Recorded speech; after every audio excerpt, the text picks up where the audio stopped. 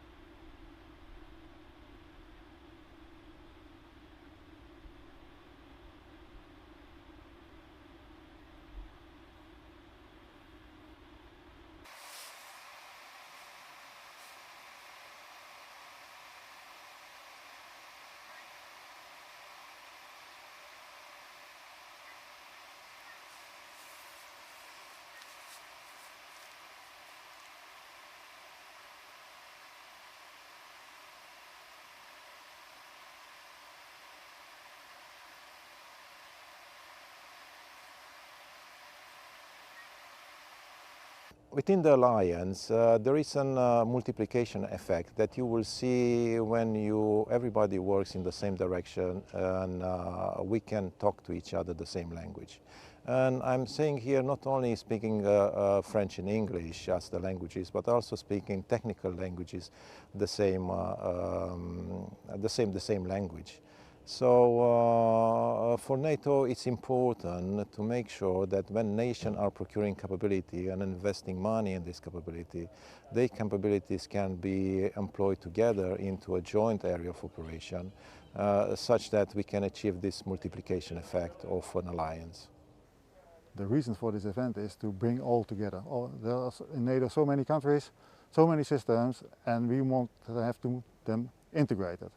And that's basically the intent of this exercise, to try to find ways to integrate all these different systems, to bring up with a common operational picture.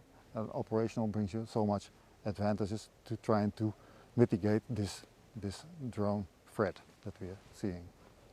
Zero-second integration is really important, because rather than spending months or years developing a system, and by the time you've fielded the system, the threat has changed or gone away, you can just click together these pieces like Lego, and they just work at deployment time. So you can respond to a threat, to a new threat or an emerging threat, by